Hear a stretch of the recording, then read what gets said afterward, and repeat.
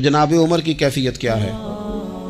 کلمہ پڑھتے ہی حضرت عمر نے فرمایا یا رسول اللہ، جب آپ سچے، قرآن سچا، اسلام سچا، تو چھپ کے نماز پڑھنے کا کیا مطلب ہے؟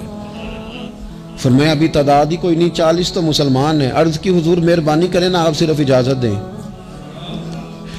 20 لوگوں کی صفیں بنا دی گئیں، ایک صف کے آگے حضرت عمر ہیں، ایک صف کے آگے حضرت امیر حمزہ ہیں۔ جناب عمر کہنے لگے چونکہ آپ اللہ کے رسول ہیں تو لہذا نماز بھی آج اللہ کے گھر میں پڑھی جائے گی۔ تو حضرت عمر بیت اللہ شریف کے بیچ کھڑے ہو کے نعرہ لگاتے ہیں، فرماتے ہیں میں عمر ہوں، تم مجھے بھی جانتے ہو، میرے باپ کو بھی جانتے ہو، تم میرا قبیلہ بھی جانتے ہو، میں نے پڑھ لیا ہے محبوب کا کلمہ۔ اب جس نے بچے یتیم کرانے ہو اور اپنی بیوی بیوہ کرانی ہو وہ آئے اور مجھے روکے۔ یہ محبوب اللہ کے ہیں اور گھر بھی اللہ کا ہے، تو نماز بھی آج اللہ کے گھر میں پڑھی جائے گی۔ جب تک انسان یہاں سے طاقتور نہیں ہوتا، پھر بات آئی سیدنا عثمان غنی کی، میں پہلا وہاں اونا رنداں تو جنہیں کھلی بغاوت کی تھی، ہے پورا قبیلہ اور طرف ہے، عثمان تیرے گھر میں مال ہے، دولت ہے، وزاداری ہے، لوگ سارے کیا کریں گے؟ والد مخالف، چچا مخالف۔ حضرت عثمان غنی جیسے آدمی کو پکڑ کے باندھ دیا گیا گھر میں۔ پر عثمان غنی کہنے لگے میں ان بزدلوں میں سے نہیں ہوں جو محبت بھی کریں اور اظہار بھی نہ کر سکیں، جو دعویٰ بھی کریں اور پھر ان کے اندر طاقت اظہار بھی نہ ہو۔ فرمایا تم جتنا باندھ سکتے ہو باندھ لو، تم اپنی دولتیں، حکومتیں اور اپنا جاہ و جلال سنبھال کے رکھو، ہم نے تو غلامی کا فیصلہ کر لیا ہے۔ اور پھر کی غلامی انہوں نے۔ اور جہاں تک بات ہے شیر خدا حضرت علی المرتضیٰ کی، حضرت علی المرتضیٰ شیر خدا کا تو یہ حال تھا کہ ساری زندگی میدان میں رہے۔ ایک دن حضور نے صرف فرمایا کہ آج آپ کو نہیں لے کے جانا، آپ تھوڑا نا میرے نائب بن کر، حضور کسی نہ کسی کو نائب بنا کے مدینے میں چھوڑ کے ایک دن صرف کہا نہیں لے کے جانا۔ تو حضرت مولا علی رونے لگے، کہنے لگے حضور میں بچوں کے بیچ رہوں، عورتوں کے بیچ رہوں، میری تلوار کو زنگ لگ جائے گا۔ حضور مجھے تو گھوڑے پہ بیٹھنا پسند ہے۔ اچھا میں آپ کو ایک اور بات بھی عرض کروں، پہلے بھی میں نے کہا تھا پھر کہتا ہوں، کچھ لوگ پڑھے لکھے ہوتے ہیں بہادر نہیں ہوتے۔ حضرت علی کے علم کا بھی کمال عروج پہ اور بہادری بھی پورے عروج پہ۔ زندگی نا بہادر لوگوں کی ہوتی ہے۔ یہ شہاب الدین غوری لیٹے ہیں یہاں سوابا میں، تو کسی نے پوچھا ان سے کہ یار آپ کہاں رہتے ہیں؟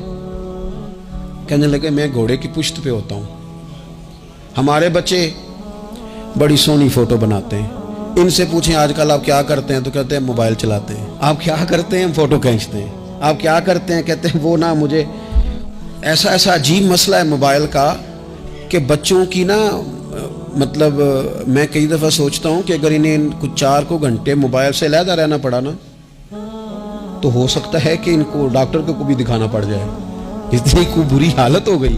مجھے ڈھیر سارے دوست کہتے ہیں جی آپ ٹیلی فون پہ ملتے نہیں۔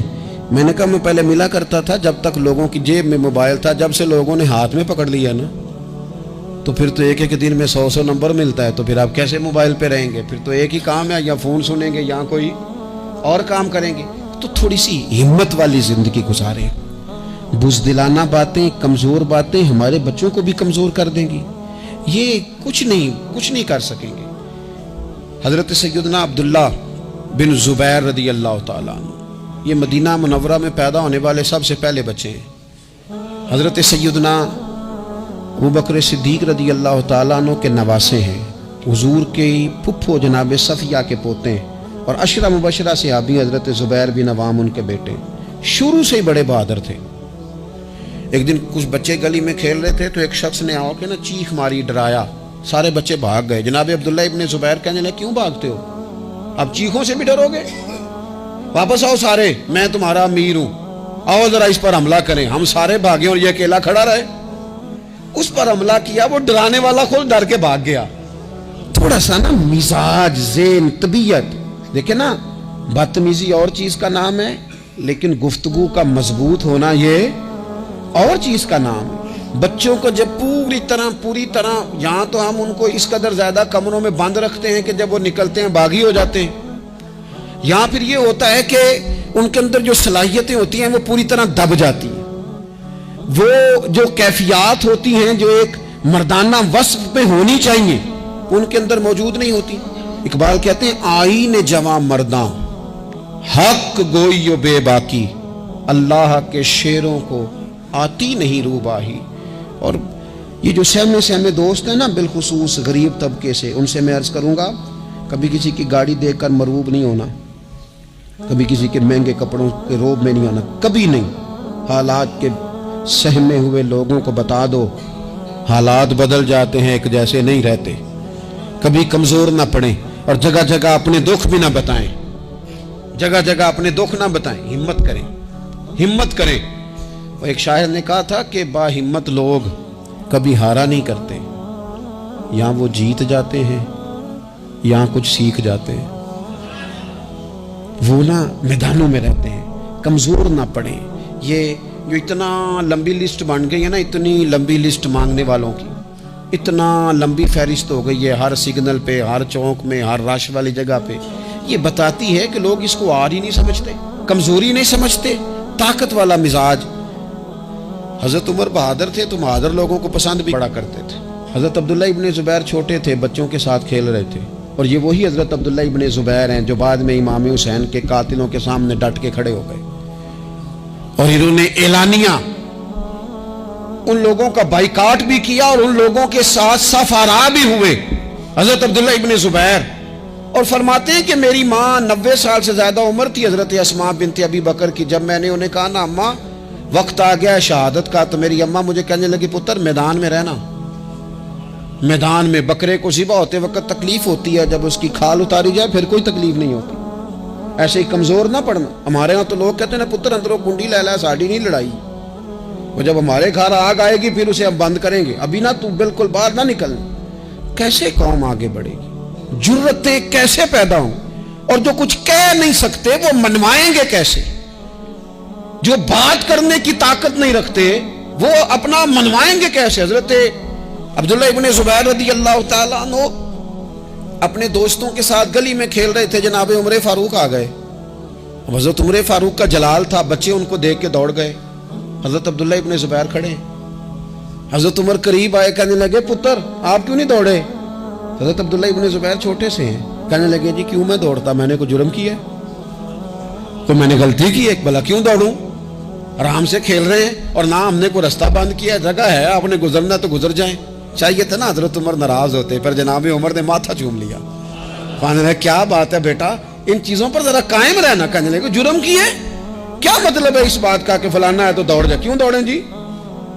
تو ہم نے جو قوم کو سکھانا شروع کیا ہے نا، دیکھیں فقر اور چیز ہے، درویشی اور چیز ہے، سادگی، لیکن ظلم سہنا اور چیز ہے. دنیا میں قتیل اس سا منافق نہیں کوئی جو ظلم تو سہتا ہے بغاوت نہیں کرتا. اپنی زندگی میں عزم کو، ہمت کو، نظریے کو بلند کریں، مظلومانہ مزاج نہ پیدا کریں، بلا وجہ دکھ سنا کے اپنے آپ کو کمزور نہ کریں. یاد رکھیں اگر ہم اپنے دکھ کسی کو سنا رہے ہیں اور اپنے آپ کو بڑا غریب ثابت کر رہے ہیں تو ایسا نہ ہو کہ ہمارے بچے اس کا برا اثر لے جائیں. خودداری سے جینا سکھائیں، عزت نفس سکھائیں.